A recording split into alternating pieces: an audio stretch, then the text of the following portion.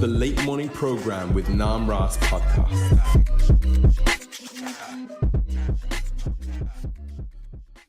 To have a sense of the history of like even the Indian kind of Hindu,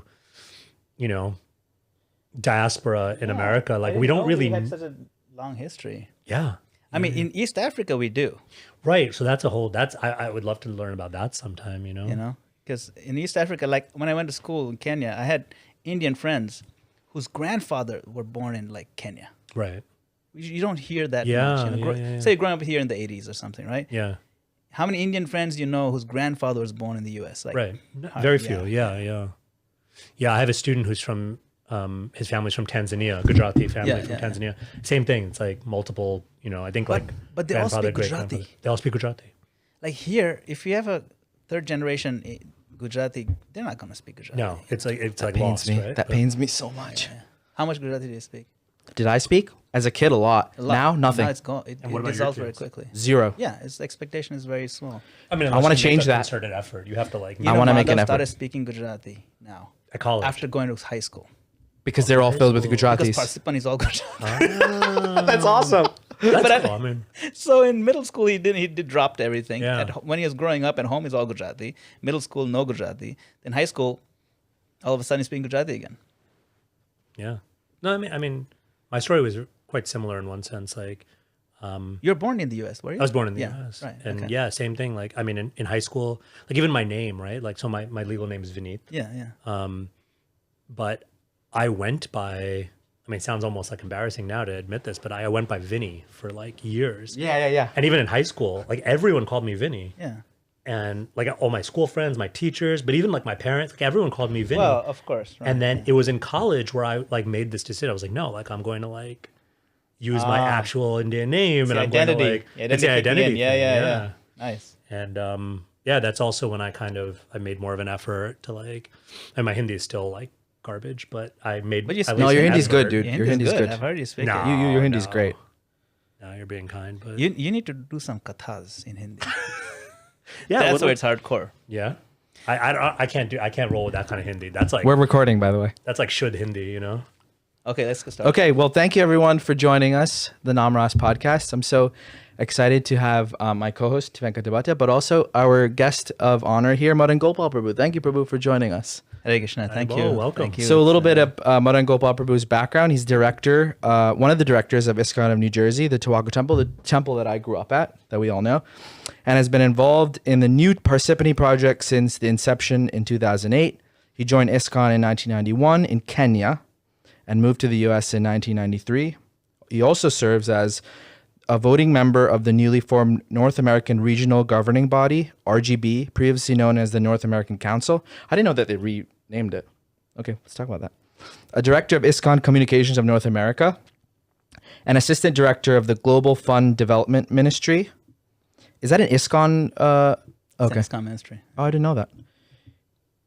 A faculty member of the GBC College of Leadership, zonal supervisor of number of ISKCON temples, including Philadelphia, Baltimore, Delaware, Harrisburg, and Albany.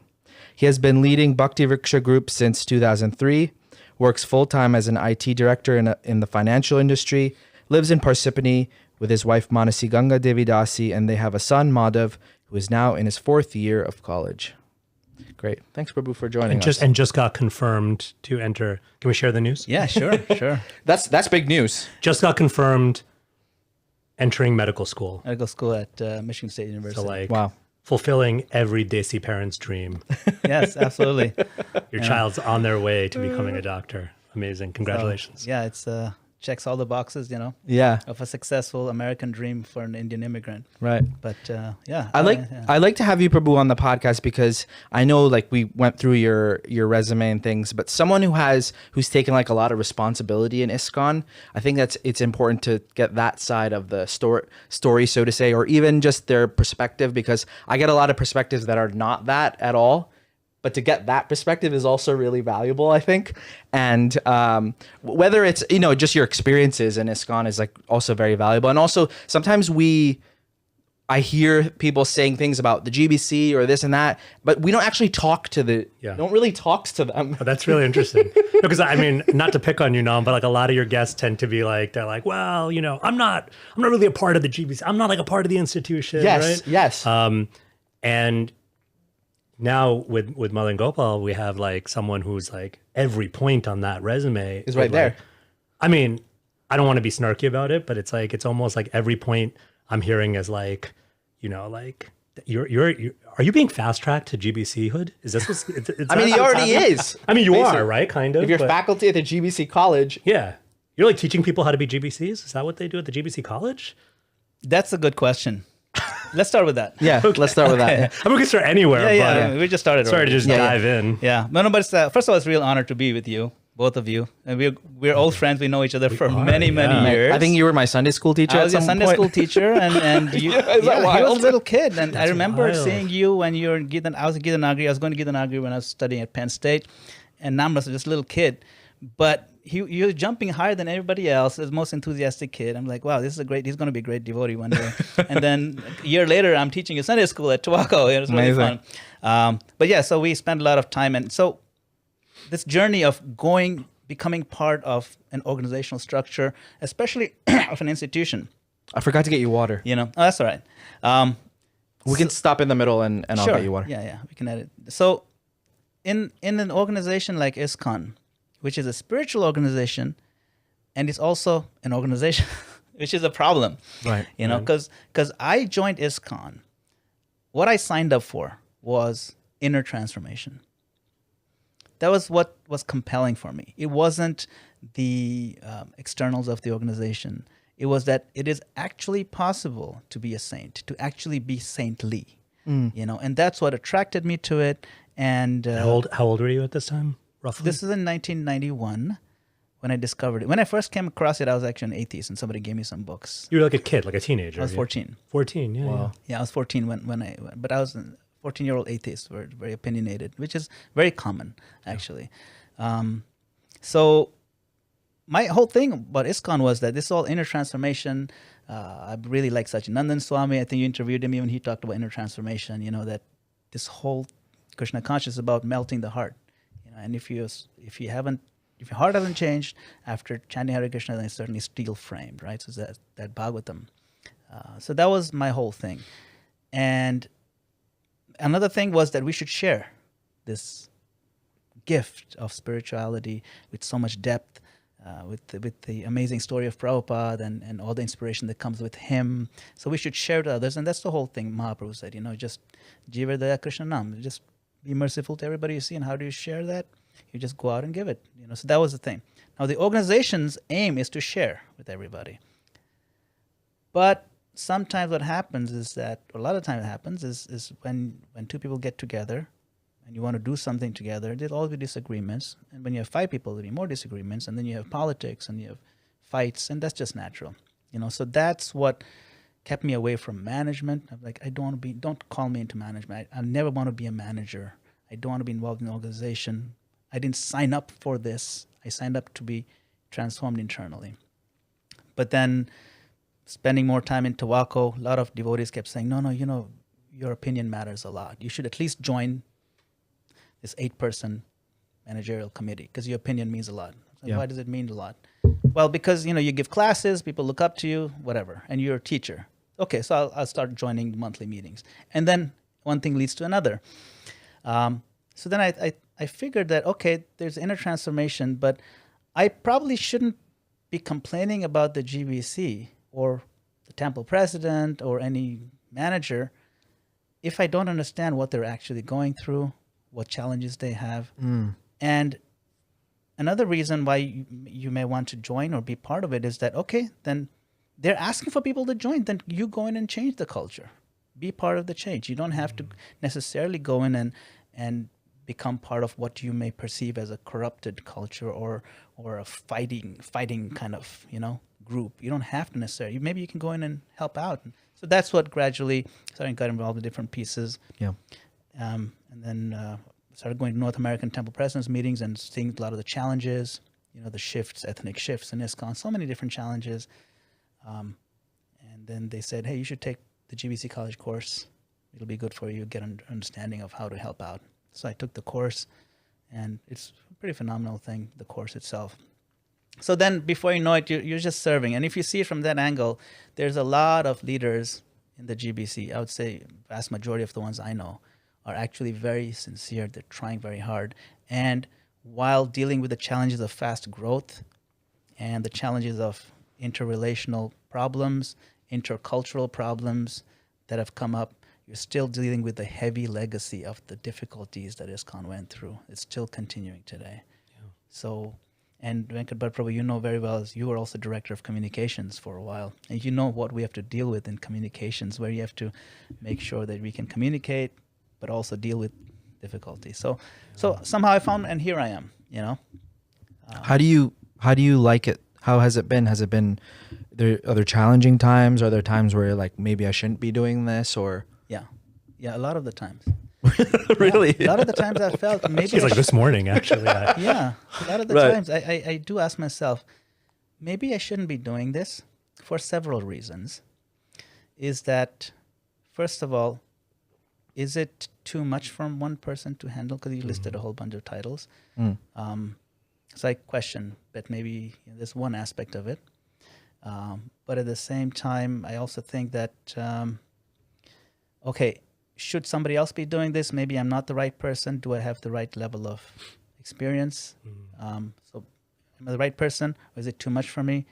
So I do question myself sometimes, but then I see when something needs to get done, and I'm asked to do it, so I write some kind of press release for communications, or hold a meeting in designing a fundraising strategy for the fundraising committee or the fundraising ministry. Somehow, I go in there and spend just a few hours, but we do come up with something really good. And then I feel, wow, okay, I contributed something, So I do question myself, and then but when you're asked to do something and you actually can do something little, you feel that no, I should still keep doing it. Yeah. So. Yeah, and I mean, it's really nice when you have that kind of affirmation. You're like, okay, it is making a difference, right? Whether it's in something concrete or even just, devotees. I remember when I was doing communications work also, which, I would love to kind of compare. We've never gotten to compare notes. We never did. Which is really kind of do it right here. fascinating. Awesome. So we can do, Sure. we can do a little bit of that here if you'd like. But I know one of the things is, when I would be in those spaces of feeling or questioning, like, are we really, is this going anywhere? Are we making a difference? I feel like almost invariably Krishna would send something, even if it was just like one devotee emailing and saying, hey, I really appreciated this. And it's like, if one person, if one devotee, if, it's, so I think that's really, I mean, that resonates with me. I think that's really powerful. I'm wondering though about one of the things I'm wondering what you think about is this dynamic that you kind of hinted at, which is, right, what did you sign up for? You signed up for the saintliness, you signed up for the inner transformation. And I don't know, I think it's something you and I, Nam, have talked about, where it's like, it's this kind of peculiar thing where individually, a lot of these leaders, like if you think about who makes up the GBC, I don't know, I don't have the roster in front of me, right? But several senior devotees that I know, or I know of, who are GBC members or emeritus members, individually, it's like, wow, they're like my heroes. They're like, Yeah. But somehow when they come together as a group, it's like something shifts, and we're like, oh, the GBC, right? We don't think about them as this collection of amazing. It's like I mean, this is like a terrible analogy, but it's almost like, remember those like superhero supergroup type of things, right? We don't think of them as like a super group. They're not like super friends. They're not like, the Justice League. They're like Planet. What is it? Captain Planet. Captain Planet, right? Yeah. It's like individually, and not everyone, right? Everyone has their own relationships, but individually, many of them we feel like a resonance with, we're inspired by, but then somehow as a body, I don't know. Point. It's a good point. So how do you negotiate that tension? No, I was actually thinking about this very thing this morning. When I was listening to one lecture by Sachinanda Maharaj on the inner transformation, I wrote something that said, there's management and then there's interpersonal transformation, right? So these two may seem completely unrelated, but just like deity worship or kirtan or japa, organizational management is also a purifying devotional service. It is no different from offering arti with your heart. and going in and trying to resolve a conflict between two Vaishnavas who are taking up so much responsibility in their own fields. What to speak of? So a lot of it is conflict resolution, because if I'm serving in one region where the cultural dynamics is so different, we apply one emphasis of Prabhupada's teachings. And then another region where the cultural dynamics, you become almost two different organizations because the culture is so different. But we have to work together. We have to come to some conclusion on certain proposals. And then there's a conflict. So then as a group, we have to work on these conflicts so that we are united and stay together. And just last October, I spoke on at the North American Temple President, the North American Leaders Meeting. My goal was to give a presentation on the positive growth in North America. And when I started putting it together, I realized we've accomplished so much in North America. So many new temples, so many books are going out. So this narrative that North America ISKCON is weak or dying, it's completely false when you talk to all these leaders. And so when you show how much growth has happened and you realize that, the fact that we've gone through so much struggle in ISKCON over the decades and we're still one organization, that in itself is worth celebrating. You have no idea how rare that is. We should have splintered into 14 different groups by now who don't talk to each other. And that's because somehow or other Prabhupada's mercy is flowing and this idea that please stay together and work together. And there's enough devotees to keep that thread, and Krishna is that thread holding the pearls. And so I really feel Krishna's presence when we try to strengthen that thread despite the differences between the pearls and recognize that everybody's a pearl, And so I think that universal vision we have to keep sharing with each other. Like, for example, West and East, in India and West, right? The GBC, the leaders, they've been, have some conflict for a few years. But this year I heard when they met, there was so much like peace. There was so much cohesion. Everybody's appreciating it. It was almost like day and night. This year's meetings that took place in GBC in India is like a whole different thing. Everybody's in a good mood. They want to let bygones be bygones. They want to find ways to dissolve differences. So it's so nice to see that happening. We don't hear that because we don't share that enough. But when you hear from the leaders, you feel there's a lot of hope that as a unified body, we can do a lot. Why don't we hear that more? That's a good question. I think because the tendency of news in general, good news rarely travels.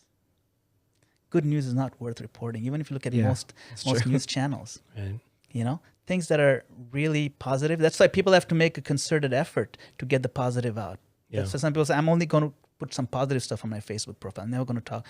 Why? Because it's so easy to talk about negative because that's where you get the likes and the hits and the angry faces. It's more exciting. It's sexier. More exciting. Exactly. It's more attractive. But we have to learn to celebrate the positives and the unity in a way that is equally exciting. Yeah. So I think we're not doing that good of a job, but I am trying. That's why in this North American leaders meeting, I try to show how much growth there is rather than let's talk about areas of improvement. We always talk about areas of improvement where we could do better here.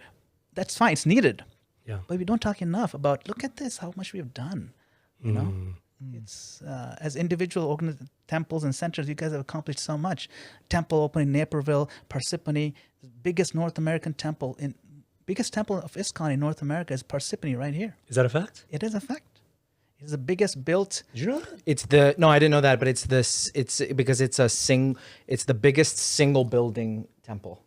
Oh. If you count the square foot of a single building. Yeah. Right. Like DC is like a number of buildings. Right. Houston's like a number of buildings, but like in that sense. Yeah. And it's also one of the it is the most densely populated state of the country. Yeah. So it's important. So these kind of things, I mean, who thought that we could build this temple? So that sort of thing. So we celebrate Naperville opened, Potomac is opening very shortly.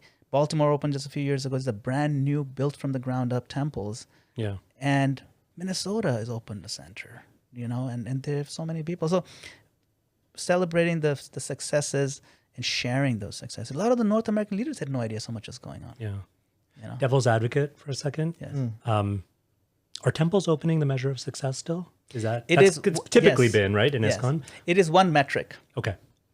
That's what I'm saying. There is always important discussions to be had on areas of improvement. One area of improvement, which I've been talking and harping on for a while, is the ethnic shift.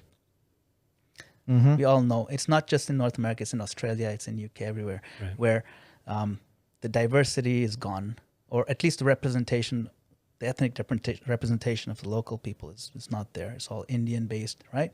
That shift has happened. But I was thinking about it, and in the 70s and 80s, right?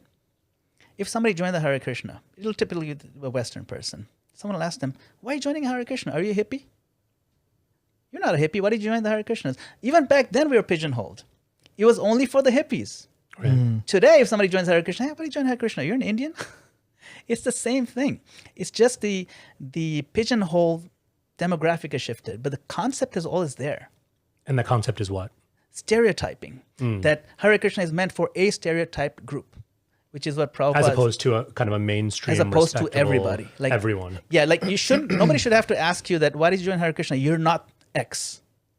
Nobody should have to say you're not, part of this ethnicity, you're not part of this culture or group or something. It should not be like that. So we should not pigeonhole ourselves. And that's our challenge. I feel, No, go ahead. I feel like we talked about this extensively. We talked about this a little too much, actually. So I didn't know we were going to dive right into it. I don't know if you know what you just stepped into, but Come on, he's ready for everything. I've written essays about this. no, I know. I've read The thing about the ethnic shift is that it gives me the sense that it's like that ethnic group's fault that this is happening, and that doesn't sit right with me. Yes, if you come to that conclusion, that's a fallacy. It's a logical fallacy. So that's not what you're saying. Let's just No, be clear, right? of course No, I know that's not what he's saying, yeah. but No, But it has that it is a flavor very, to it, it is right? a very, yeah, it definitely does. Yeah. It is a very quick fallacy to fall for. It's the most obvious one, and most people do fall for it, and then people start getting offended by it. And then some people get offended by the fact that we're talking too much about it. I don't think we're talking enough about it. And I think the solutions to kind of come out of that, we're not paying enough attention to them, which is why I'm putting a lot of energy behind things that I've seen that work. Maybe we can talk about that. Like, for example, the Krishna House model for Gainesville, okay, with Kalakanta Prabhu. That, I think it works. Even today, in very measurable numbers, you're getting young non-Indian people coming up to the point of initiation. Can we pause right there? But that's my point, right? Like, Yeah. right, I think that's maybe, I don't know. I don't It's want to one speak metric, for you, yeah. but that's maybe part of the tension is, even when you just said that, if I understood correctly, you said it as a very positive thing. Like, we should be celebrating. Look, young non-Indians are getting initiated. But like, why do we have to define success by apparently putting down a demographic, right? The fact that they're non-Indian is somehow something that's like really good. But like, what if about if young they were Indian all Americans? yeah, exactly. coming They were forward? all Indian, but they were just like me or him. That's Like what I'm saying. we're American. So when I say non-Indian, you're non-Indian. Right. Your passport says United States. So okay, so again, I talk about Western clarification. mind. So this is right. So we're not stuck on brown skin equals Indian, white skin equals Western. fix something because something's wrong with this. Sure. Oh yeah. Go ahead. Just continue. Yeah. So No. Let's wait because I don't want to Yeah. lose something. I mean, are you getting? This is creating this. Sorry. Go ahead. No. I'm just saying this is really good, by the way. And no, I love this conversation. I hope Yeah, because I think we've probably been aware of, at least I've been aware of, like, I've read things you've written and stuff, but we've never really like engaged. I'm not much of a commenter on social media, if at all. So I think this is like our first opportunity to really kind of get into it. And I think we'll find probably that the three of us agree on a lot. And I think we'll probably find maybe that we don't agree on some things. I think it's about definitions of certain things that, like, if I say non-Indian, I'm talking about the Western-minded person, not necessarily the Western skin. Like, if you're born and raised here, in my mind, you're not Indian, and legally you're not Indian. Right. So, I mean, when I fill out that form or whatever, and it says nationality, it's American. exactly. But race, you'll say Asian or But race Pacific also, Islander. right. So there's something with race and Yes. ethnicity. That's what I'm saying. It's a little more nationality. complicated It than is. that. Let me give you that water. Yeah, that'll be great. It's a little more complicated than that. But Namras brought up a very important point, that people get tense, some people get offended by the nature of this, that why you measure this as a success? Why even use it as a metric of success? Why don't you just count the number of people who became devotees? Why do you even, like if you read in the news, okay, Indian man did a hit and run. Why do you have to say Indian man? Actually, why can't you just say man? Right. you know. So then why is this an important metric? Should we do away with it? But the fact is that our metric of success has been given to us by Srila Prabhupada. When he was preaching in Kenya, and the Brahmananda Swami and the others, they started preaching, the whole thing. They preached to Indians. Prabhupada said, "Don't preach to the Indians. We came here to preach to the local black community." Right. And then when they were in Delhi in Connaught Circle, they're preaching, right? And they found there's a whole community of hippies who living in Delhi. We should preach to them. Prabhupada said, "No, we're in India. Preach to Indian people. Right. Why do we go after hippies here?" So the principle is local. The principle, it has to be representative local. You focus on the local population. Yeah. That is, he says, that is our metric of success. Yeah. So then when I say non-Indian, why do we even say that? Yeah. Right? We say that because I wrote about this in a little essay called, are we becoming an ethnic church? There's a Catholic Korean church here in Parsippany. Right. If you go there, and I say I want to be a good Catholic person, I discovered Catholicism is the way for me, right? Yeah. I want to explore it. Yeah. And I go to the Catholic Church of Korea, a Korean Catholic church in Parsippany. The service is in Korean. Everybody there is ethnically Korean.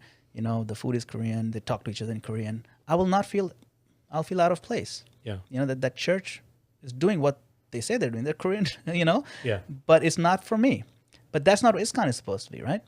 Have we become that? We don't need to say ISKCON of Indian people. It just becomes obvious, right? When you invite somebody off the street, they'll come once. Yeah. And they feel, I don't belong here. They'll be smiling. Oh, it's so beautiful, very nice, very nice. You don't see them again. Yeah. Because you'll feel, so then, Yeah. right, that's what Prabhupada wanted. Prabhupada wanted us to be, Are we right? good, by the way? We're good. Yeah. Okay. We're good. Yeah. Okay. So you know what I'm saying, right? We have to approach this as with the detachment of sociologists, a sociology professor observing the social dynamics of certain organizations. Right. So yeah. So that's an interesting point because, again, for the sake of argument, I can maybe flip that around and say, well, so then why don't we have the detachment of sociologists and just notice hey, times have shifted and there's this huge diaspora Indian community and why are we so attached to this particular metric or even this particular, even if it comes from Prabhupada, it came from Prabhupada in a specific time. And as detached sociologists, why not just say, hey, in the year 2023, right, we're sitting here in New Jersey. How many racially or ethnically identified Indian people are there in New Jersey? I don't know the number, but it's huge, right? So Yeah. why not just say hey, as a detached sociologist, this is the way ISKCON's going. Let it go that way. Right. So when we talk about the demographic shifts, we can observe it as detached sociologists. But as someone who's invested in it, and that depends on how much, if you think when Prabhupada made that statement is just for that time, and we can kind of disregard that statement, then it's fine. But most of us don't believe that statement was only meant for 1975 in Nairobi. Well, I missed the statement. The statement when Prabhupada was preaching in Nairobi, Kenya, Right. and Brahmananda Swami said, "Hey, it's so much easier to preach to the Indians. All these Gujus over Gujaratis, and right, they're really favorable." So Prabhupada said, "No, they'll come on their own. We need to focus on the local black population, and Right. Africans." Right. Same thing. So much so, he was so much into this. He was kind of exasperated by it. Now in Mombasa is the second city in Kenya. Something happened. The African devotees and the Indian body devotees were living in the same temple. Okay, I wrote about it in that same. So what happened was they're fighting and they couldn't stand each other. Unfortunately, we're not this body, but we're young devotees or immature, so fine. Prabhupada actually wrote in a letter, he said, let's have two temples then. Right. So that's the different temple model. That's the... Yeah, no, the point to understand here Yeah. is that it's important enough to put energy behind making sure the local ethnic groups have a place to become Krishna conscious. It's very important to Prabhupada. It's important enough to have a separate temple. Do whatever it takes. Make sure that we don't disregard the local people. So it's about not neglecting the local community. Everyone, right. And I think, the reason I'm kind of maybe, some might think I'm beating a dead horse here because we're talking about this so much, but language matters, right? And so when you frame it like that, I feel like like even sort of almost like viscerally, it feels so much easier for me to accept, digest, or even like agree with you. And as opposed to when it's framed in the negative of like, we've got this big problem of Hinduization. We're turning into, you know, right? Like, oh my gosh, there's like too many Indians. It's like, you know, the feeling behind it, right? The mood behind it is quite different. Framing it wrong. Framing it. It's very important. It's very important to frame it right. We should not say there's too many Indians. We should say there's not enough non-Indians. There should be 25 temples in New Jersey, very big temples. Yeah. Because we have that much population, Yeah. and it should be representative of whichever area you're in. If you're in central New Jersey, then it makes sense if 80% are Indian and 20%. You should look like your local Yeah, population, that's all. basically. That's I want to basically say something related, but not completely related. That, okay, you have a temple that's probably 99% Indian, but then when we make the shift in the preaching and outreach that, oh, we want to preach to non-Indian people, I think it's a little unnatural for a completely 99% Indian temple to be trying to like push on this, you know, this thing that, oh, we need to get more Western people, we need to get more white people, when, like, why not just double down on our strengths instead of try to do something more unnatural? Yeah, so that's a good question. In fact, we're actually doing this in Baltimore. I'm a zonal supervisor of the Baltimore Temple. And in consultation with Kalakanta Prabhu, we're trying to work out a strategy where we focus quite a bit on what is working already, the low-hanging fruit of the Indian immigrant community. That we don't take off the foot off the pedal on that. Okay. Then what do? So what we've done is just a block away, we've actually purchased a separate property for Krishna House purposes. We actually bought a house and we're fixing it up. And the idea there is that what makes Krishna House work is an ashram model. That's what made ISKCON work in the early days. You know, anyone who's interested in discovering Krishna consciousness, doesn't matter whether they're Indian or not Indian, but you want to have an immersive ashram experience. You know, like you're in an ashram in Bhakti Center for a while, you know. And so same kind of thing. That's what Krishna House is, and we're trying that out, different places, you know. But the energy or the support financially is coming from the Baltimore Temple. And there's enough donors and enough people who believe that this is an effort worth putting into. So they actually bought it like a $300,000 property. You see, so it's an organic thing. Now, when you're growing enough, it's if you look at it from a corporation, okay, from a corporation point of view, Pizza Hut and Taco Bell, two different, Italian, Mexican, they're owned by the same corporation, right? If Pizza is done really well, a lot of people don't know that. I didn't know that. Yeah. So who benefits when Taco Bell does well? The same corporation. Not Pizza Hut directly, but a lot of people don't realize all the money goes to the same people, right? So then to have a branch of Taco, you don't have to have Taco Bell and Pizza Hut you don't need to have the same menu in the same location and just merge those two restaurants. Keep them separate. Yeah. You know, and you're offering to the public, and whatever people will like, doesn't matter what color they are. You know, if those Indian born or ethnically Indian but born here with the Western mindset prefer to be in the ashram model like you did, then they will go to the other one. So those who like Mexican will go here, right? So if you look at it from that point of view, that is success. There's so much potential out there to make tons of money. Let's do Mexican. Let's do, Italian, whatever, right? So that's any organization who's in the restaurant business wants to make so much money and become popular. And if they find that if we have 5 different flavors of what we offer, we'll make more money. That's all. So if you look at it from that point of view, that let's make Krishna conscious available, ubiquitous, and people don't even need to know the two branches are related. In that analogy, Taco Bell is a Gujaratis, right? Just to be clear. Just substitute. There's like a Taco Bell Gujarati connection. Oh yeah, totally. Sure. Substitute the beans. That's it. So. I mean, there's so much to discuss here, but I mean, that's you've given a lot of food for thought, and I appreciate that. I also appreciate the sort of the spirit of what I'm hearing, which is like kind of both and rather than either or, and why not more? Like I definitely appreciate that. One thing that I've kind of raised in the past in similar conversations, particularly with, and I know what you're talking about is a different model from what I understand than like, let's say Krishna West, right? But what's come up in the past is, I mean, you used the word diversity earlier, and I know that's become like kind of overplayed. It's become a little cliched, that word.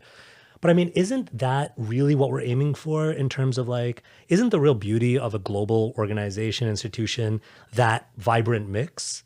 And so I can appreciate the idea of, the Baltimore Temple, and then X number of blocks away is this ashram, and then, a town over is this other center. And, but if each of those are like what I would call monochromatic, in the sense of, if I go and there's just like a building full of white people, and then a building over here full of brown people, and then a building over here full of black people, that also kind of strikes me as maybe not quite hitting the mark, right? And speaking of kind of what would maybe turn off someone who's really looking for a deep spiritual experience, I wonder if that itself is a bit of a turnoff, or seems a little bit weird to the average person who's learning more about your organization. It may. But I think it may not end up playing out that way. Like if you look at the Krishna House in Gainesville, even though it's aimed at the Western preaching model, there's enough diversity in there. I mean, the president of that is Indian-bodied, Shruti Sagar, right? But he works so well. He's an actual immigrant. He's not. So he's born like here. Indian from India. Yeah, he's not born. He has the accent, everything. So but people see that, okay, and there's enough Indian-bodied folks in Krishna House so you see the diversity, you see the rainbow there. Now, say in the Baltimore project, right? As it grows, I easily envision that when it's time for Janmashtami, that's when most new people come, once a year people come. Yeah. They will see, because all the Krishna House folks will be there on Janmashtami, because that's where it's happening. And so visibly also you'll see it happening. Sunday feast, maybe they'll be coming there. So there's a thing. The ashramites will come there. Same thing in Toronto. Toronto is Krishna House. I mean, this is just one. Krishna House is just one model. There's a loft preaching program that has been successfully done. I think Australia, the Swami is doing, and this is really successful. So that's just one. We're trying different ideas to do something that's actually very difficult to do. Yeah, it's not easy to do. And let's just take a second to appreciate. And I want to take a second to appreciate. Like, let's acknowledge this is like difficult work. And I feel like a lot of these conversations, we just gloss over that and we act almost as if like, oh, this is like a no-brainer. And why don't we just it's like, this takes some real effort. It takes some real thoughtfulness. It takes experimenting. It takes being willing to try something that may or may not work. And, so I really want to appreciate that you're acknowledging that, like, this is hard work. Mm-hmm. Yeah, no, it's not easy to do. But you know why it's, I mean, we take it for granted because Prabhupada made it look easy. Yeah, right. Think about what he accomplished. He made it look so easy. Why can't we just do that? He had thousands. We just needed a couple of hundred. Why can't we do that? We can't. We can. We are his, descendants. We better shoot for the rhino. But it's not easy work. But don't you think that? I mean, that's like maybe another topic. Maybe it's a bit of a tangent. But like, don't you think that's also one of those sort of like ISKCON myths that things were easy things were really difficult for Prabhupada. One of the things that we were talking about in a different context pretty recently, actually, we weren't even talking about it now that I think of it. It was something that our teacher Radhanath Swami was sharing, was just reading through something like Prabhupada's diary on the Jaladuta, or reading through some of these like really early years, like Prabhupada struggled. Oh yeah. Right? Even reading Lilamrita. I mean, sure. I know at a certain point, there was even some controversy about the way that Lilamrita was written because of how, quote unquote, human Prabhupada is depicted as. And I never understood that controversy, because to me, what melted my heart, because Lilamrita was one of the first things I read and I was just blown away. And what made me fall in love with Prabhupada as a spiritual teacher was like, he was so real and he struggled and he tried things and was sort of humble enough to switch gears when something didn't work. He was like, I have this idea. Okay, it's not working. Let me now switch gears, right? So it's funny when you talk about, Prabhupada made it look easy. In a certain way, I think we do see it that way. And then also Prabhupada, like, that was not easy, right? No, if you look, yes, he went through tons of struggle.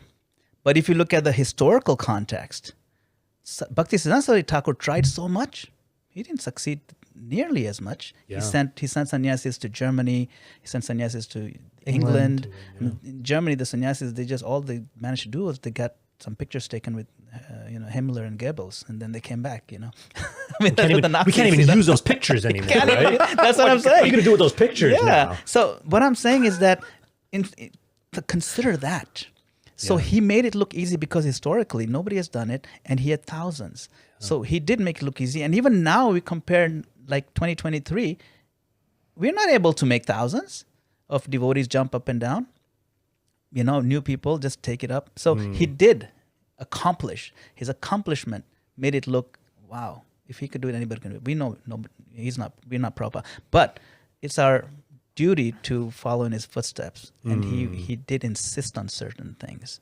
So I think for us is to find out what did he insist on, and can we put our energy to do that. Now, personally, I'll give you my example. Right? What attracted me to Krishna consciousness was seeing non-Indian people taking it up. Really? Of course.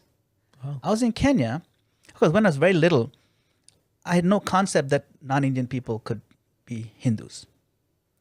Now, in India, I'd seen, people with like skin, vitiligo and the half white. So when I was in Kenya, I was maybe 4 years old. I saw these white people jumping up, and I felt sorry for them. I thought they were Indian people with a skin problem.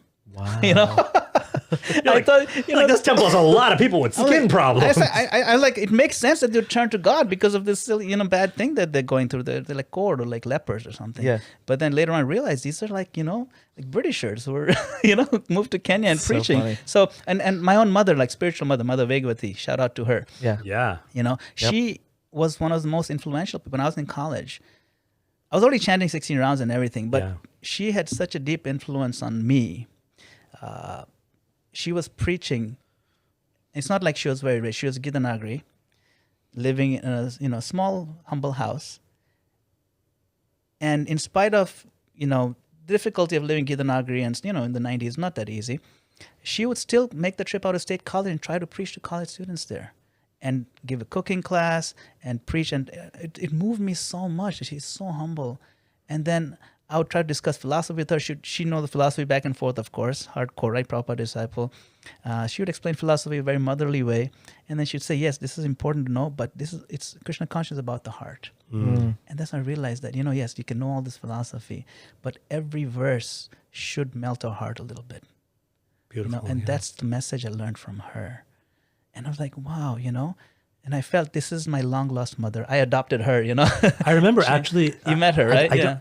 Yeah. And if I'm remembering correctly, the first time I met you was actually probably either, if not through her, but I remember her, I distinctly remember, because I just remember like the motherly love in her eyes and the pride that she had to say, like, this is my son. Yes. So much so that like for a second I was like, I didn't know if there was like a biological relationship. She was, she was that serious about really seeing you as her son. And I remember being very struck by that. It's a very real relationship. And this was, I'll tell you, this was 26 years ago.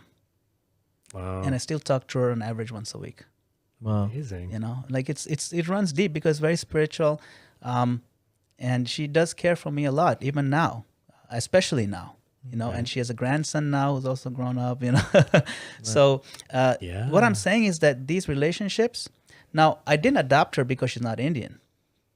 I adopted her because I saw that this is such a dedicated servant of Srila Prabhupada that, she's giving me such valuable things that are moving my heart. And it's just somehow you just feel it. This is there's a connection from past lives for sure, and this is how Krishna arranges it. It's a very organic thing, and we need each other in this way, and so she trained me in many ways how to think correctly, how to think the right way, that compassion and heart, applying your heart everywhere. The intelligence all Krishna will give you. The heart is always our choice where we invest our heart, So that's what I learned. I learned from her how to cry.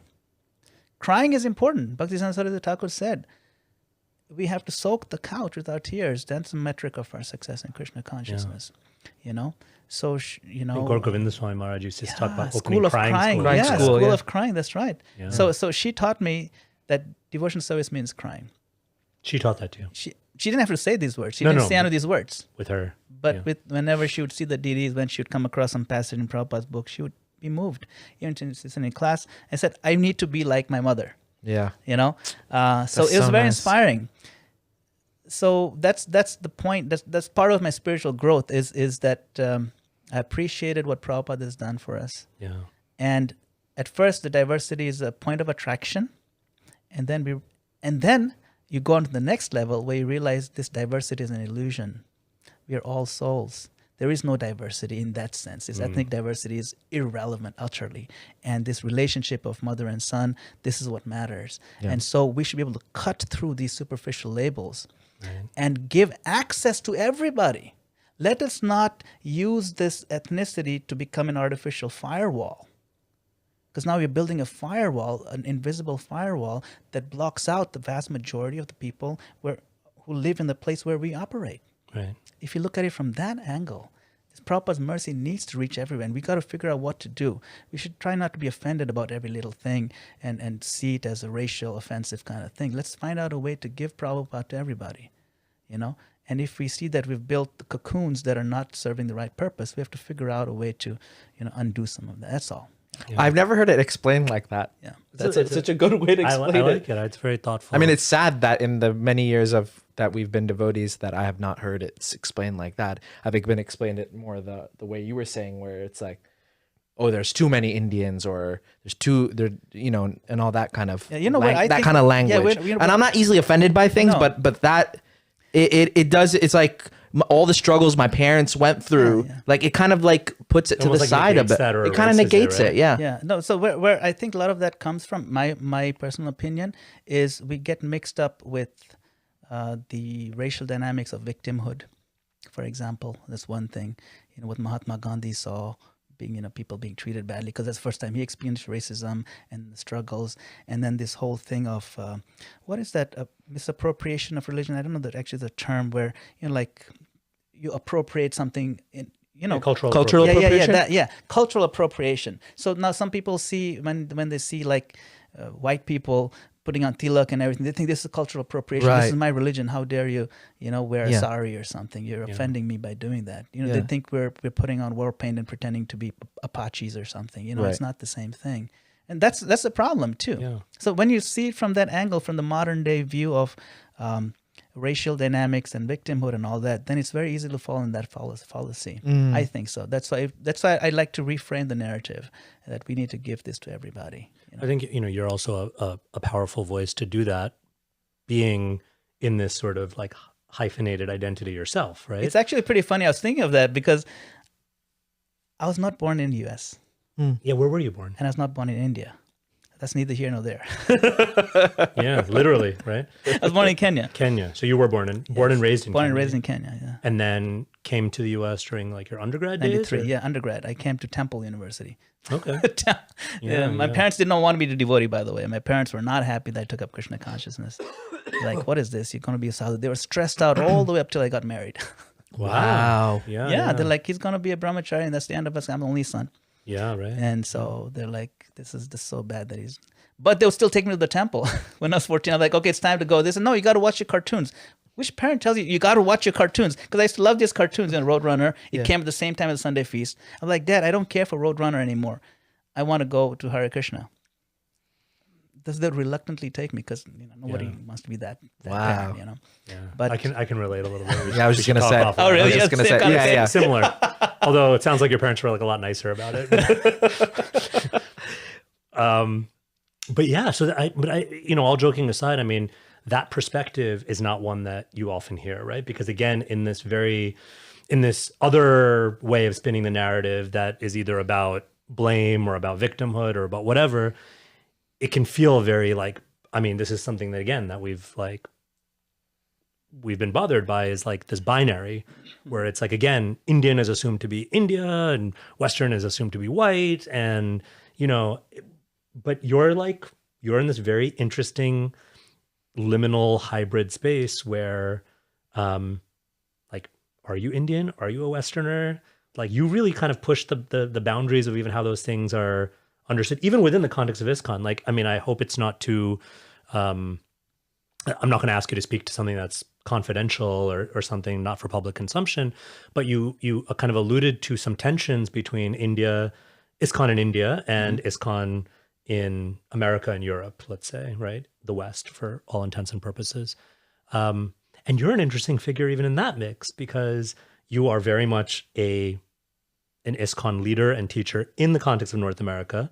You are ethnically of Indian origin. And from what I understand, and maybe you can speak to this, you have deep respect for and a kind of, you've learned and been mentored by some of the leaders in India. Absolutely. They continue to be, is that right? Continue, yes. I like you mentioned the two ministries I'm involved in. Yeah. So in the communication ministry, my boss is Anuttama Prabhu. Wonderful Vaishnav. Yes. Shout out to He Anuttama is Prabhu. a great hero. He is my guru in so many levels.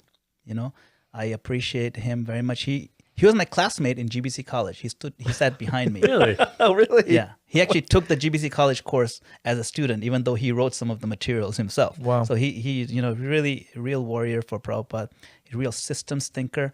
It doesn't matter who is the GBC, you have to follow the system. Like in the sense that, Oh, yeah. so you shouldn't make it so personal, just make it systematic so things make sense. Like, for example, the GBC zoning, if you have a GBC who is in charge of, one temple in India and then 3 in South Africa and then 7 in West Coast of US and 1 in Russia. How does that make sense? Yeah. Yeah. He's like, this makes no sense because the same thing is happening in US, in North America with the same kind of issue. Right. So we're making 5 contiguous zones now. One's the north, and then there's the northeast and the south, and then there's a middle zone, and then the west coast. And realigning all that is a bit of a challenge, but he's really going for it. So I learned a lot from him, right? Yeah. How to do that. And so many other things I agree with him on, almost pretty much everything, okay? And then on the other side, another hero of mine is His Grace Devakinandan Prabhu. This is Devakinandan Prabhu Of in Juhu. Juhu, yeah. Devakinandan Prabhu of Juhu. He's Prabhupada disciple, and he's the global minister for fund development. So I got to know him very well when he started getting involved in our temple here in Parsippany to help us with the fundraising, and became really close. And he's mentored me in so many things, and he's another hero of mine. Yeah. Really. So I have 2 worshipable heroes. very different from each other. They're very different, but they're also friends, by the way. Yeah. Okay, which is nice. Which is a nice, which is that's a nice nice thing. In spite of some differences of what they might believe in how certain things need to happen, I think the fact that I'm common to both of them, I get to see both sides. Yeah. And I don't think both sides are as different as some people may think. Yeah. I think there's a lot more agreement. Maybe some voices are very hard on one side, some voices are harder on the other side. They're hard opinions, but I think there's so much potential for finding common ground, which is why this year when everybody met, there was a lot of cordial, agreement, a lot of things, which is great. So I think there's a lot of potential, a lot of hope. But I do get visibility into both sides, and when I see it, I think there's hope. So yeah, I mean, I'm bridging both the gaps in that sense from my experience. And I'm grateful to the Lord, actually, and to Prabhupada for putting me in this place where I'm neither here nor there, but actually I'm in both places in one sense, because you get access to it. And then maybe another opportunity is that if I see some tension building because of misunderstanding this side, I can represent this side, or vice versa. And I can say, no, he doesn't really, mean that way, the way you perceive it, and so on. I think that's a possible service that I could do. Did you always see that in-betweenness as a strength, or I think like when you were younger, I'm wondering, because I know for me, for instance, I kind of struggled with it for a number of years where I kind of felt like, well, where do I fit in? I'm not like this enough. I'm not that enough, and then even in ISKCON coming up in the 90s, which is a similar sort of time period, I think you and I probably had similar experiences. Yeah. And, there was a lot of exciting stuff happening in the 90s. And I had like a lot of friends, for instance, in like the Krishna core kind of scene. Yes. And kind of hung out in that scene a little bit, but I never quite felt like I was 100% there. And then, sort of, I could see that there was this like very robust congregation, kind of happening with a lot of folks like from India, but always kind of felt like a little bit of an odd man out, even in the kind of Indian cultural spaces.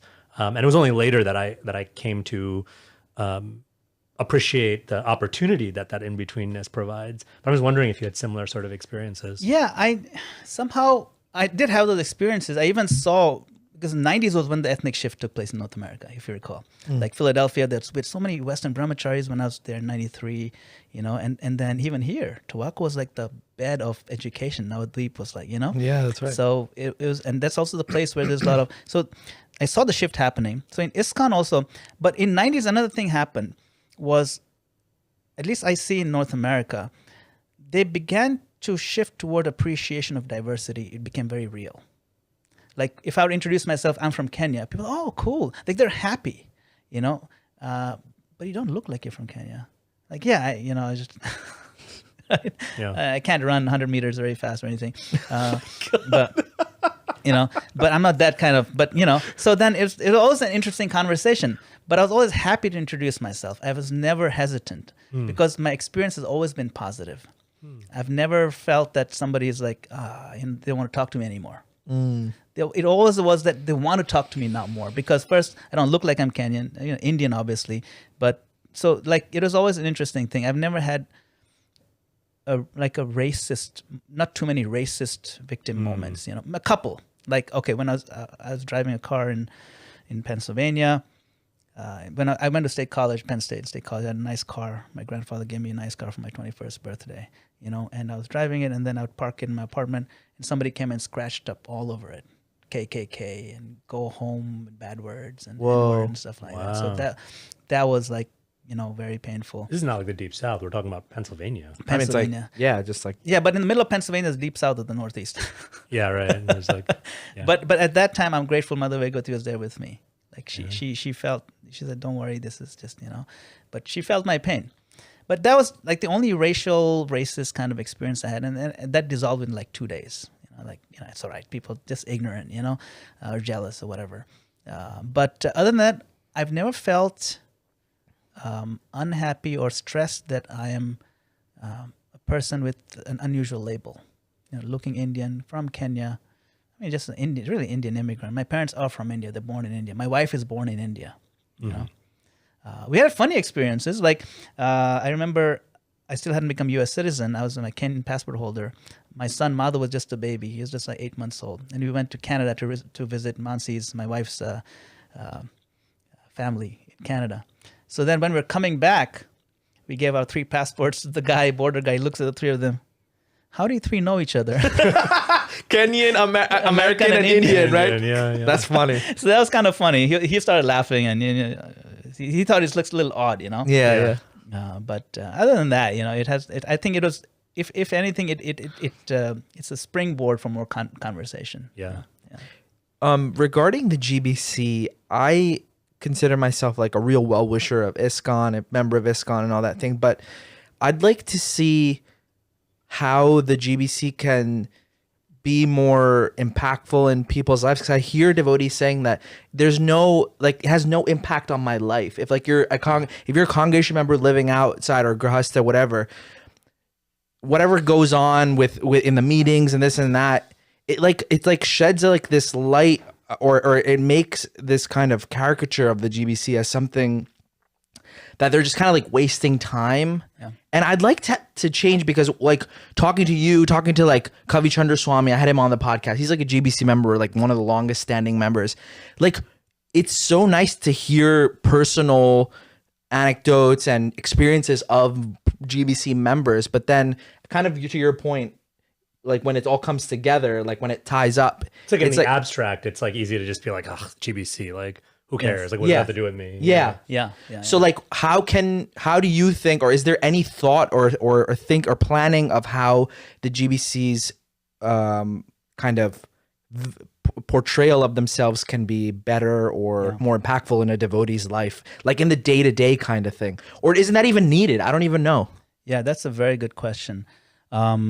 A couple of years ago, myself and Anuttama Prabhu and other devotees, we sat down together and tried to figure out what is the deal with the impression of the GBC that people have. The impression. Why is it so bad? Of course, there's many reasons. We've had history of very difficult and very, even abusive things that, back then the GBC leaders did. So it is already bad taste in everybody's mouth who've been around for a while. Right. That's already serves as a poor legacy to begin Right. with. Second is, what impact does my GBC have on me today? I don't even see my GBC. if you were to ask the average congregation member at, say, our temple, what is a GBC? Never heard of it. They don't even know the concept, you know. Yeah. And you don't see our GBC comes once every 3 years or whatever, you know. So what do you know? What, I was asked a question fairly recently, I guess, like a couple of years ago, but a devotee from a different part of the world, let's say, just asked me very casually, like, "Who's your GBC?" And even just the framing of that, like, as in, like, me as the person wasn't You're not like, a temple, you're a person. right. It wasn't like, oh, such and such temple. Who's the GBC for that temple? Right, it was like, right. who's your Your GBC? GBC, yeah. Because I think there is a paradigm, and maybe in other places, like, I don't know, but maybe in Europe and elsewhere, it's like it was in America, maybe in the 70s and 80s, where it's like, no, you have a personal No, I'm have a GBC, GBC that's like, you know, watching over your shoulder or whatever. Right. And this person was just asking it, and it was almost like the question just took me by surprise, because it's like, I don't even know how to begin to answer that. Yeah, like, do I yeah. base it on where I live? Do I base it on where I worship? Do I, you know, like, what It's does that very even difficult. mean, right? Yeah, it's there's a lot of legacy issues that we have to deal with. Yeah. For example, the zonal acharya system, right? Right. We're still dealing with some of that and the shadow of that. So that question reflects that. You know, because back then, if you wanted to take initiation from a guru, you had to physically move to that location. You have to, if you want inspired by the guru whose area is California, you have to move there. Yeah. Otherwise, you can only take initiation. You know the whole. So similar, I think the GBC, same kind of thing. But I think the GBC college, for example, that's helping a lot. So now, if anybody has a desire to serve in that capacity, everybody has to go through the GBC college. It's not that, okay, you know GBC, this temple president is really good, make him a GBC. It doesn't work like that anymore. So now there's a baseline standard of very high level of education. Sannyasis, grahasthas, Yeah. men, women, anyone. It's open to everyone, obviously. And when I taught it at New Vrindavan earlier this year, the diversity is great. Like, quite a few ladies are there also, and it's wonderful. And a lot of Western, like about half of them were Westerner. It's really good. So that's one thing, the baseline of education. Then, before you go to GBC, become a GBC, there's a GDO. You've heard of GDO? It's called Global Duty Officer. So now, say you served as a zonal, so first you become a zonal supervisor, and you handle a couple of temples. Now, as a zonal supervisor, works between the temple president and the GBC for that person. And this system, by the way, is not something newly invented. Prabhupada has actually said you should do it this way. Prabhupada said the GBCs can have as many assistants, so that as there's so many temples, you're not spread too thin. So that the GBC works closer with the zonal supervisors, who meet very regularly to get an update what's going on. And then if things need to be escalated, it just works much more efficiently. Yeah. So that then GBCs are free to do more of the just guidance and just make sure things are going nicely. I mean, if you look at Prabhupada's definition of what GBC should be doing, you should not get involved in, okay, this temple president, no good, kick him out. That's not how it works. The nitty gritty. It's not that. nitty gritty, nothing. They should just make sure things are going on. Prabhupada's exact words. Their job is to make sure things are going on nicely. That's his word. And Prabhupada's original, the constitution of the GBC, so to speak, was initially all grahasthas, right? Is that correct? Yes. By Initially, design. It was by design. Yeah, but the I mean, expectation. Tamal Krishna Maharaj ended up being the game changer, because Prabhupada really valued Of course. his contribution, and so that was kind of the exception to prove the rule. But initially, right, the vision was grahasthas. Yes. That was the vision. The expectation was, understanding was, if you're grahastha, then you have understanding of how the world works, more or less. You have a better, mature understanding of social dynamics, especially when you have to deal with family and raising children and raising, so that's understanding. Which is an amazing point, right? Like, Prabhupada is brilliant. really amazing. Brilliant. point. And what he said for formulating this zonal supervisor thing is important. So now we have that as a structure. We're actually getting zonal supervisors now, and there are a lot of devotees who are doing the GDO, where you take a particular kind of service, like you can do GDO in communications or you can do GDO in education. Like Radhesham Prabhu, he's actually doing GDO, and he came here to Boston, and that's part of his GDO service. So then that's how you build up toward being. You can't just be a GBC now. So you have to do a few years of GDO service, something like that, Right. and then so you prove your mettle, you prove that you have the basic understanding, you prove your leadership. And at the same time, there's also systems. Now there's a lot of very best practices we're trying to add into this. So it's a evolution. Okay, there's a whole thing of organizational development the dean of GBC College, the head of it, is Rupanuga Prabhu, and he has a PhD in organizational development. So that's the kind of caliber, of leaders now who are really working out the vision, mission, the direction. So things are changing in that way, while we're still dealing with the legacy issues. So it's all these problems are going to be there, but thankfully, I think the direction we're moving in is more systematic. It's more thought through, and we've learned a lot.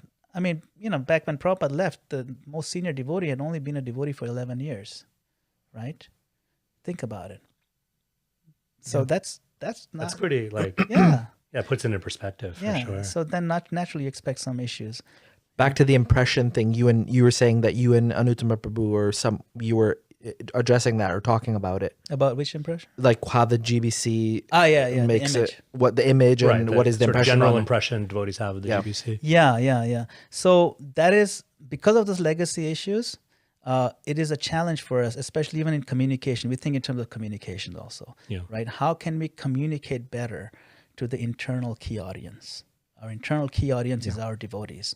How can we make sure that there's full transparency with what the GBC does, why they make decisions the way they do, why some of the decisions that seem utterly ridiculous came to that point. And so this year, there's a whole GBC executive committee that works on making sure there's more transparency. So now the GBC meetings and all, you can watch them on YouTube. I saw that.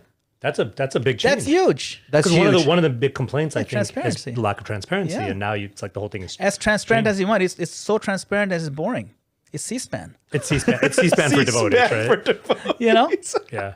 I'm sure C-SPAN is like much more interesting now. Yeah. than- Well, than now. GBC meetings. Yeah, right. Yes. So, but the thing Hopefully, is, GBC meetings never get as interesting as yeah. C-SPAN now. Right. So sometimes people complain, oh, what are you guys doing in your temple? We don't know how you're spending the money and all that. Okay, well, from now on, we're going to put up PDFs of all our financial documents. We put them up on the website. Yeah. Nobody's going to look at it. They just want to complain for the sake of complaining that we're not putting.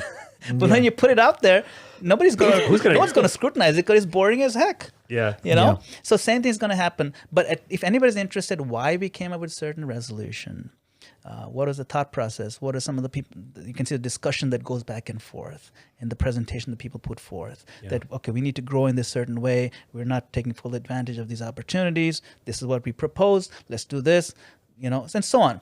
And then you hear it. You can read the transcripts. You can see what was done, and you can read the proposals. You can read the resolutions. Yeah. So I think that is a huge quantum leap in perception. And we're making strides in that direction, So I think maybe in a couple of years down the road, even if you disagree with the GBC, at least the complaints that it doesn't make sense to anybody, why the GBC would do something so foolish, I think most of those complaints should dissolve because you can see what transpired, And I see there's a lot of maturity now, among the devotees. We have GBC emeritus folks, the leaders who but they still can give us advice and we can turn to them. Which is also like a huge thing, right? Because when you have someone who's serving in a capacity, I'm not talking about anyone in particular. I'm not trying to psychoanalyze anyone, but I think it's just natural when you have someone who's serving in a certain capacity for so long, it's natural, even as devotees, for our identity to be so intertwined with that it can be almost like if, I can only imagine if if I'm like a GBC and I've been doing that for X number of years, it's like, how do I transition into something else? It's like, no, that's my identity. If I'm not a GBC anymore, then I cease to exist, And Prabhupada said GBC for life. And Prabhupada did say GBC for life.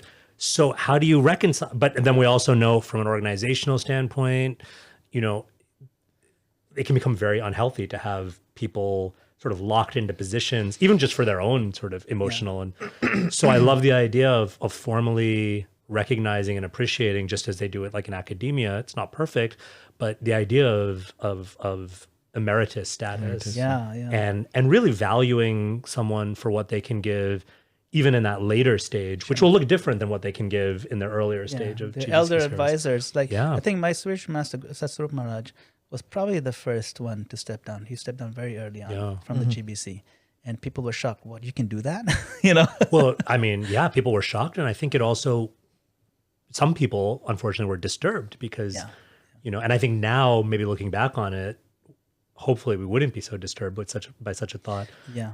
But I think, in that sort of immature way of looking at it, it's like He's a little ahead of his time in that way.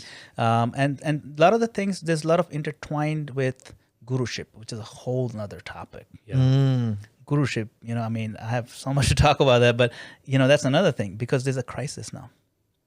There's a crisis of gurus. And not gurus falling down anything. There's a crisis of shortage of gurus. You remember how many gurus used to come by tobacco, right? So Tons, many. yeah. Today, if you're a new devotee who's been coming for the last 5 years, how many gurus do you have exposure to anymore? When you say gurus, just can we get some Initiating clarification? gurus. We're talking about initiating ISKCON. gurus. Diksha guru. Initiating in- Diksha gurus yeah. in ISKCON. Okay. And you don't see much visibility anymore. And there's a push now. It's been pushed for a while. Yeah. One of the metrics of a successful educational organization or school is student-teacher ratio. Yes. And Prabhupada did say, I want to see tens of thousands of gurus. Yeah. He said it. He said, I want to see millions of gurus happening. His expectation was very realistic that by 1976, maybe so many of you will be able to initiate. If you read that letter, there's letters like that, or 75. And he had a whole system. Is that the one where he says, my spiritual For sons and yes, daughters? that's the one. Yeah, we can get to that daughters part in Yeah. a second, because I know you have some thoughts about that too. But it's a great... The point yeah. is that he was very pragmatic. And he was serious about that. That wasn't he was very hyperbole. serious. That wasn't... And so serious was he, in many places he said it, that guru does not mean that he has 4 hands, 3 heads, and 8 legs. He said it sounds funny, but, what was his point of saying that? His point of saying, don't get weird about it. You all should be guru. You can be guru. I'm giving you the order to be guru. Oh my gosh, put that on a t-shirt. Don't be weird about it. Don't be weird about it. No, Love the it. problem is we are weird about a lot of these things. Yeah. We're making a big deal. Because we make a big deal of it, nobody wants to get into it. Yeah. Oh, guru means this thing has to be worshipable and this. No.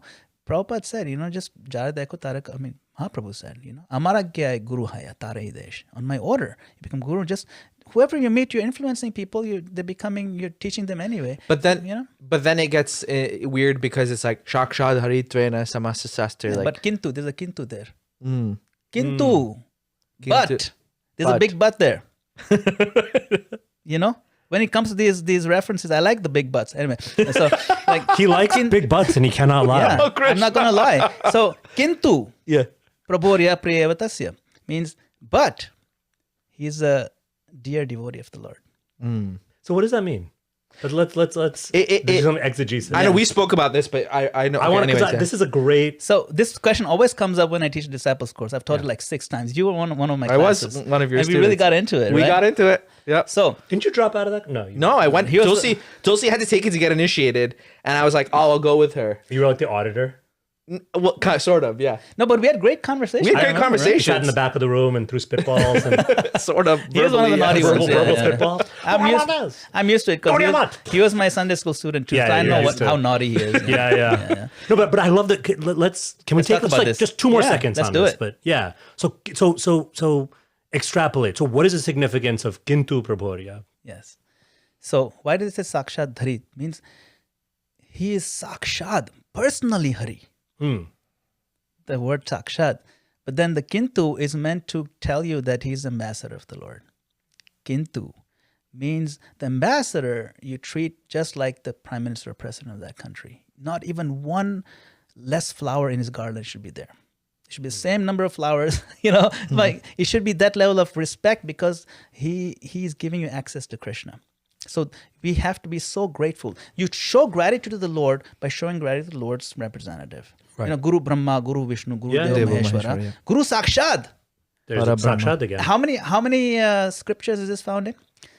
Sakshad Dharitvena Samasta Shastrair. All scripture.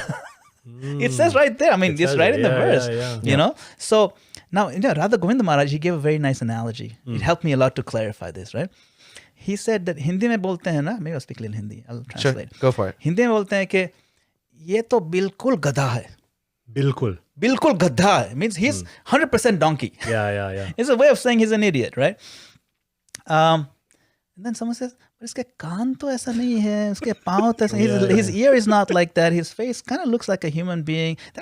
That's not the point. Right. 100% donkey means he's very stubborn, he's foolish. That's what I meant. Not like really 100% donkey. So Sakshat Dharitvana doesn't mean that, he's going to sprout the forearms and chop your head off his Sudarshan Chakra if you rub him the wrong way. Yeah. but he is to be seen as good as the Lord. Right. It's a statement of Pav, right? It's a statement about, yes. Yeah. That's another thing that we need to understand. Okay, maybe let's talk a little about philosophy. This one philosophical point I found resolves so many contradictions in understanding. Okay, one is called tattva vichar, it's called rasa vichar. Yes. So in tattva vichar, I mean, it says Krishna never leaves Vrindavan. Then who was that person in Dwarka killing people? That's also Krishna. So yes, the Vrindavan Krishna never leaves. So in one sense, he's two different people, but in another sense, he's the same person. So when it comes to tattva, it is one person, Vishnu tattva. Nrsingadev, Lord Ram, Krishna in Dwarka, Krishna in Mathura, it's all the same person. Yeah. Narayan. But when it comes to rasa, then it's different. Yeah. You see, rasa. So similarly, if you understand, is this statement on the platform of rasa, the bhava part, is a poetic understanding, or is it tattva vichar? It's not that difficult to understand if you have a thorough reading of everything. Then it's very easy. The more you read Prabhupada's books, the more adept you'll become at identifying, oh, this is obviously rasa point, clearly. Yeah. You know, so you don't need, but we don't want to be pedantic. If we become pedantic, means, you know, everything is literally taken and you don't have any scope for poetic expression, then you'll get stuck at every step and you'll fight about things. It's also a recipe for religious fundamentalism. Absolutely. When you have that Yeah. kind of literalism. I mean, we tend to be a conservative tradition in terms of, yes, we do take a lot of things literally, or we uplift the literal truth, but the kind of literalism you're describing, yeah, it's a recipe for fundamentalism. It's a recipe for infighting and just even for like very illogical conclusions, like you're saying, right? I mean, if you take that statement ultra literally, you have a lot of problems with that, right? If you're expecting your guru to be directly... But that has had real problems, real world problems in this world, a world of ISKCON today. And the problems have manifest by saying, okay, the guru said this, but the temple president wants you to do this way. Oh, you know, we talked about a lot. We did that, a lot. In the guru course. Is this that happens a lot? That you drop your temple responsibilities because all of a sudden your guru changes plans, he's going to be in the neighborhood. So now you're supposed to run the Janmashtami festival, and it's 3 days from now. You're in charge of everything. Yeah, my guru's here. Forget that. Somebody else can have to drop everything and go there. It has real world impact with this organizational interweaving with the guruship worship. So how to deal with that? It's a problem. You know, so we need to work out those kind of things. And then there's also this other thing of a rock star guru. Yeah. You know, that a guru has to be a huge rock star with tens of thousands of disciples. Right. Whereas this educational institution model is that better to have a village guru. You know, Yeah. it's better to have 10,000 gurus with 10 disciples each than to have 10 gurus with 10,000 disciples each. The same number of disciples. It just makes a lot of sense now that we've matured. Maybe back then it was different, you know? So that'll help a lot in general. Another thing I remember when we were speaking about it at Tawaka was that it's about a person who's strictly following and being the representative, like the, what is it, the transparent via media, what was that terminology that is used? I thought that was a good point because sometimes, like you're saying, sometimes we think, oh, that's just about forearms thing, but it has to, but mostly it's about someone who's just very, like a good devotee is like the main Prabhupada thing. said, exactly what you said. Prabhupada said two things: strictly following and knowing the science of Krishna. Now, in that letter, he said you have to pass these exams. And he said, I'll give you the exam. You have to become at least level of Bhakti Vedanta. You know, you study these books, you know them well. You pass the exam to show you know them well. Yeah. And you're still following properly, strict round, you know, strict 16 and 4, right? If you're doing that, you're living clean life, living exemplary life, you should be guru. I mean, that's not should be, but that is the baseline criteria. Yeah. Right. Yeah. You know? I was actually having an argument on the same topic, but moving to the Vaishnavi part, right? I was having an argument with somebody. He said, look, Prabhupada says in this letter, he says sons and daughters. In another conversation, he says, yeah, sure, why not? She can be, maybe not so many, but she'll In be. a famous conversation with a scholar of, with of Professor our tradition. O'Connell. Professor O'Connell, who was, Yeah. just for context, I mean, because I love that conversation for a number of reasons, but one of the reasons is like in context, this was not just some random conversation with some random guy. This is someone who is himself or was himself at the time, probably the leading Western scholar of our movement. tradition of Gaudiya Vaishnavism. Okay, yeah.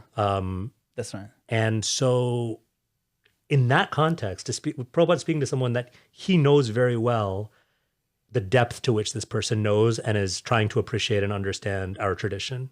So just to set that context, but please. Yeah, no, exactly. That's why it's a very powerful conversation. Yeah. So I was having an argument with somebody who's not so much into the Vaishnava Diksha Guru.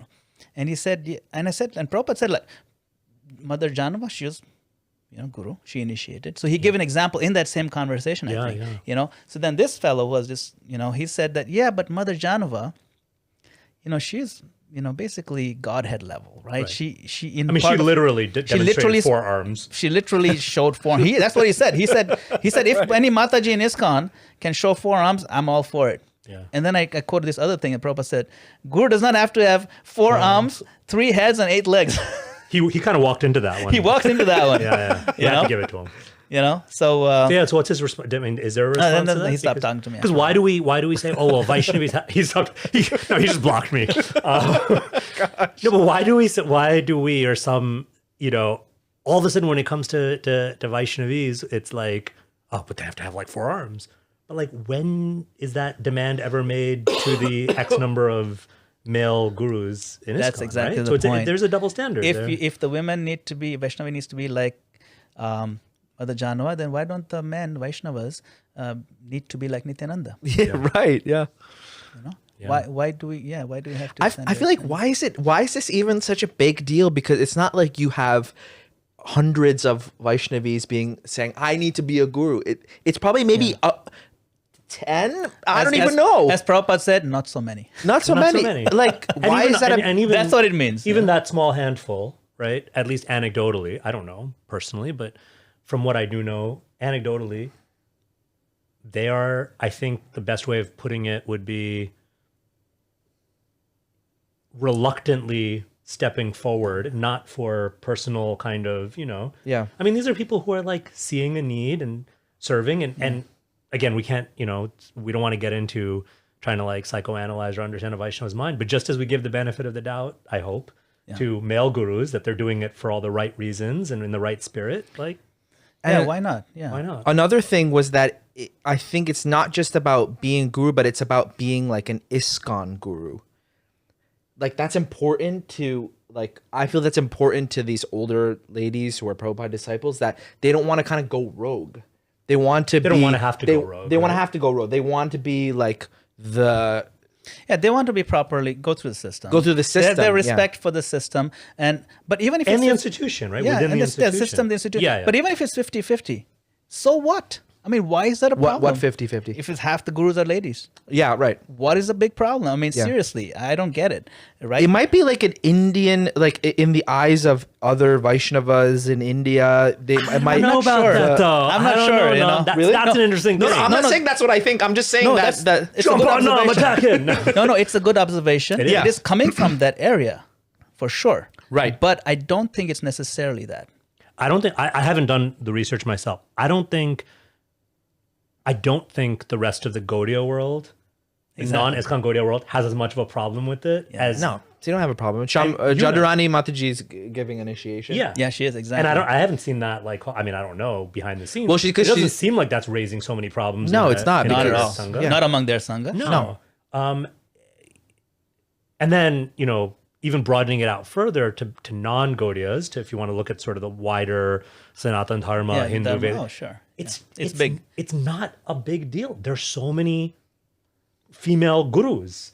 There have traditionally been. So whenever I hear this argument proffered by some that, oh, well, this is like so antithetical to Vedic culture and what will this like Hindu community think of us? It's like, really? Like there've been like, respected gurumas from like... I was actually very surprised. So it's a very weird As part argument. of my communication seva, I also go to this Hindu Mandir Executive Conference every year, and I speak there.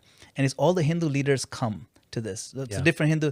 And they're all pro-women leadership. They say women should be pujaris. They're all of them almost. Like I didn't meet anybody who's not. And I'm surprised at why are we in ISKCON being different? It seems like sometimes we create like a kind of a straw man version of what we think the Vedic whatever will be. And it's like not even reflective of, like you're saying, in your experience with these other Hindu leaders. Yeah, like, it's not at all. It's also these other Gaudiya groups. I think they understand better for some reason that in the Shastra it says nothing about gender. It says those who know Tattva of Krishna, they can be the guru. Even Bhaktivinoda Thakur. Bhaktivinoda Thakur wrote a book called Godruma Kalpatavi. Okay? I don't know if you've seen this. It's a really good book. In that one, he writes practical ways of how to spread Krishna consciousness using the analogy of Namahatta in the marketplace of the holy name, right? Yeah. And he says that Vaishnavis, as long as they're mature, can give the holy name to others. In the sense they can initiate. He writes that. But he gives that maturity in the sense of age kind of thing. He says that. So that is why in the GBC also put the aging that they have to be over 50 or something Right. like that. Yes. So that is not unprecedented. That's actually part of Bhaktivinoda Thakur's vision. So it's not they just pulled it out of the air. They put that in their policy and the proposal because it's from that. You see, so it's well thought out. And there's practical reasons for that. When ladies are very young, people may want to go for the wrong reasons. Right. Whatever. Maybe that's... Yeah, there's a number of reasons. That's there's fine. some dynamics. It's fine. But this whole thing that there should be I'm just no women... I'm just thinking of like this, like Bhaktivinoda Thakur writing, and then it's like, women, but they should be mature, and then there's like a little asterisk, and it's like a footnote. It's like, because young women be crazy, Like, he just like writes something. He's just like, do I need to spell it out? No, but I mean, again, it may not be a popular view, but there's subtle stuff, and okay, so maturity, but it's not. He didn't put any numbers on there. He didn't put and he also is not. It seems so practical, right? It's not like saying like on principle, like women are like this. It's like, okay, practically, Vaishnavis can do also. Should be mature. For some people, the Mahavakya of the entire Bhagavatam is a purport which says Suniti did not initiate Dhruva. That's like the Mahavakya of the entire Bhagavatam for some people. They memorize that whole purport, and somehow everything hinges on that one thing. Right. Because if you want to see it that way, right, then that's all you'll find. You're going to sit to a Bhagavatam class on some other subject entirely, and then you're going to go, oh, and this reminds me of it's like. I remember a few years ago, Bhakti True Marj was at somewhere in DC, and I was with him, and we were having lunch. He's like, come sit with me, and we had lunch. And I was like, so Marj, what is the GBC talking about these days? He's like, they can't decide on the Vaishnavi Diksha Guru. I was just in a meeting for 3 days, and we couldn't all decide about it in Mayapur. So since you have your ear to the ground, what's the status of that? That was years ago. Yeah, I have my ear somewhat to the ground. I'm not hearing anything about it. Okay. Unfortunately. But my personal experience, maybe because I take this stance because first of all, it makes a lot of sense. But personally, I have been influenced and impacted by Vaishnavis. Like even when I first started going to Nairobi as a 14-year-old. Interesting. The first Vaishnavi there was a very senior Mataji. Her name is Mansi Ganga. Did not, But my wife is also Mansi Ganga. But this Mansi Ganga Mataji, very, she was just, single, solid preacher. And when she saw me, she was so happy to see me. And she said, are you hungry? I'll get you some presents. She would run and get me some presents. I'm like, this Mataji, she's treating me like, her own relative or something that she hasn't seen in a while. And she gave me so much love. And like, this comes very naturally, I think, more naturally to some of our Vaishnavis than the men. And it was so moving. I said, I want to be part of this movement. It was Mansi Ganga Mataji takes so much care for me. Yeah. Even today, she's preaching. She is 70 years plus. She's still preaching very strongly. She's opening small centers here, there. She's still in Africa? Still in Nairobi. And still in Kenya, different centers near Nairobi. And I don't know if you met Govinda Prem Prabhu from Nairobi. He came visit us in Tawako. He does a lot of preaching. He does like a Krishna house.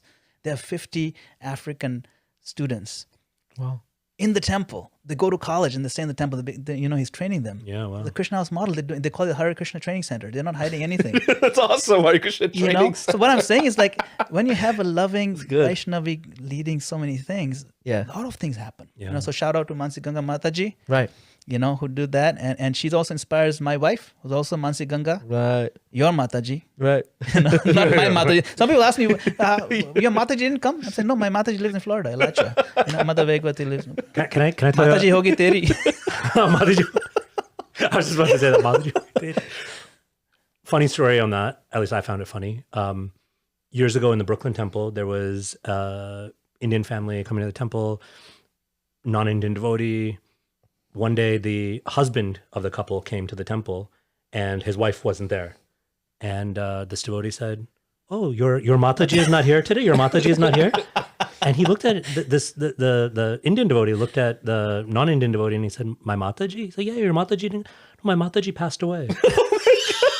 Prabhu, within a week, Radha Govinda Mandir was buzzing with this news. Oh my goodness. They were writing this woman's obituary because they just assumed he had. Yeah, his Mataji passed away. He said, "My Mataji passed away," and they just assumed it was like so. Yeah, the problematics. Oh my of, goodness, that's so funny. But No, but we need the Matajis. We need the Matajis. We need the Matajis to take on leading roles because they're role models in so many ways. The affection that the mothers can give. I mean, that's why we're supposed to see them as mother. You know, Yeah. every woman should be seen as mother. Not just, of course, there's a very practical reason that we don't fall into lust and all that, but it also evokes the motherly, caring nature in the Matajis when we genuinely have that vibe.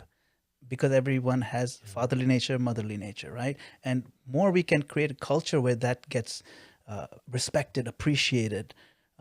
Unfortunately, it's been so bad that the term people itself. the term itself has been so bad that it's become like an insult. Don't call me Mataji. Yeah. You know, and that's another thing. The whole Yeah, Mataji well, you know, Prabhu thing. I always used to find that really strange, right? It's like, well, but that's such a respectful term.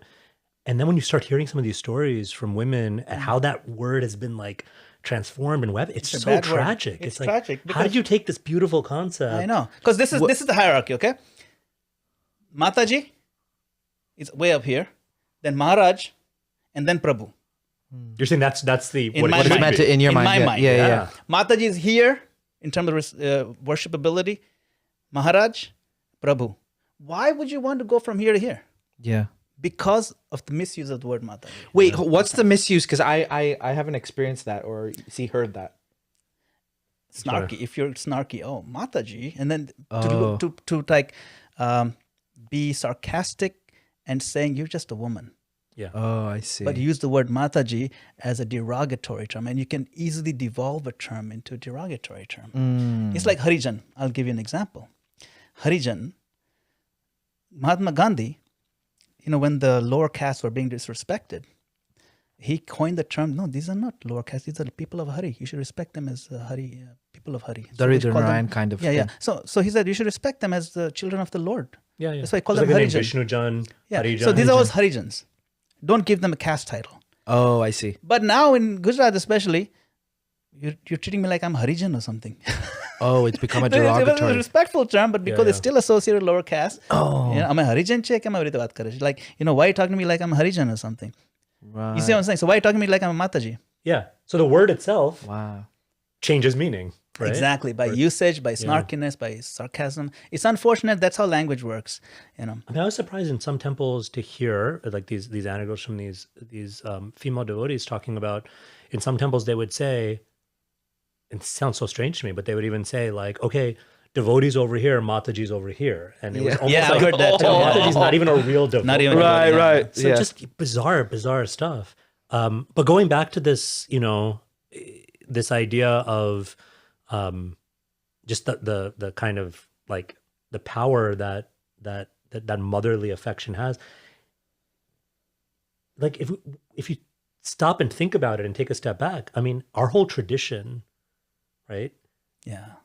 Bhakti, it's all about, like you started out, you're just saying like what even attracted you is this idea of transformation of the heart, being in the heart space. All of these, originally, all of this imagery, all of the metaphors, all of the whole paradigm of our tradition is a very feminine paradigm. Yes.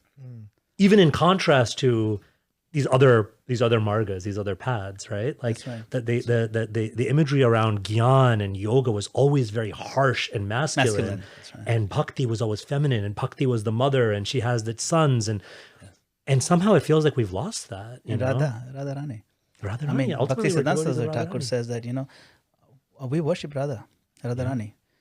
We worship Krishna because she happens to like Krishna, but otherwise she's the main person. Yeah. Somehow she likes this fellow, so we also worship him. But really, Radharani is the main one. Yeah. You know, it's definitely centered around that for sure.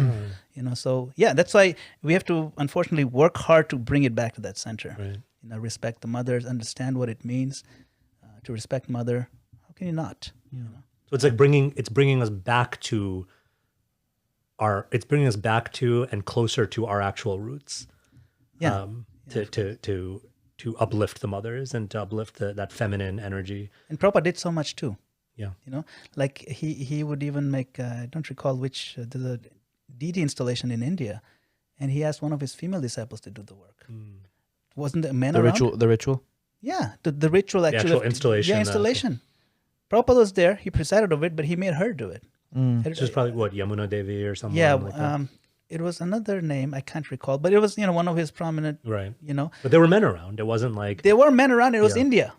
Yeah. He was trying to make a point. He would have Yamuna Devi lead kirtans in India. He's trying to make a point. Yeah. So it's not that he really, but it's only after Prabhupada left manifest world that things really started going down. But I think we have a lot of hope. We have hope. Yeah. There's a lot of hope.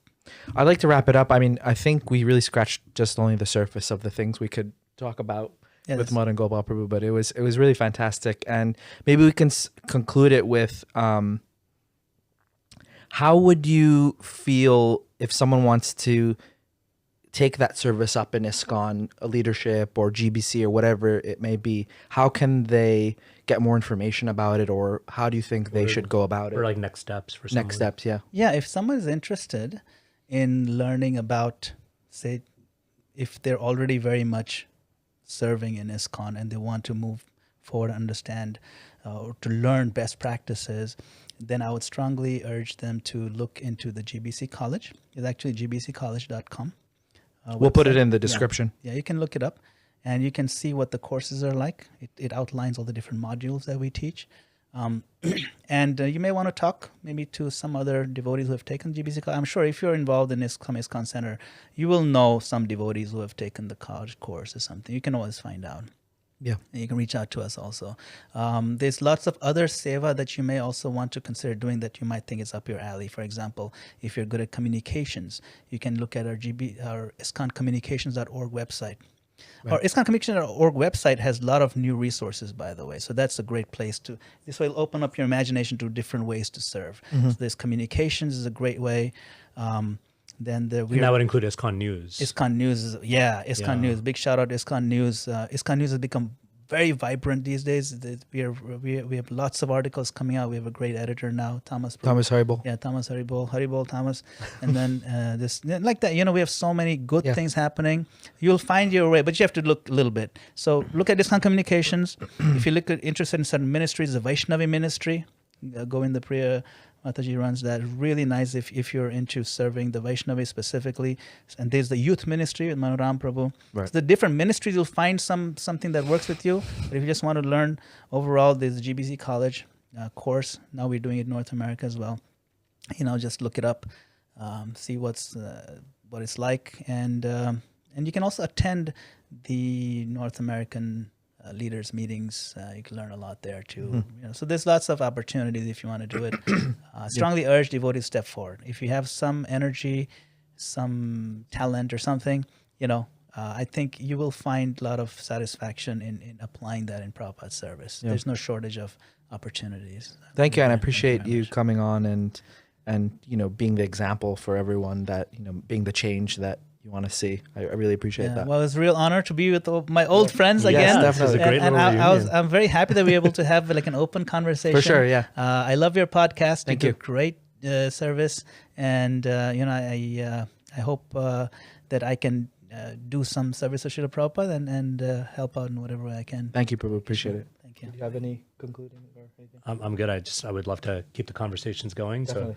So let's have you back soon. And, Oh yeah, for sure. And even when we're not doing the podcast, let's just Let's talk have these and hang long out. overdue conversations. Yeah. Absolutely. Thank you very Hare much. Krishna, everyone. Yeah. Thanks. Haribol. Please like and subscribe and comment. Thank you. Haribol. Krishna, Hare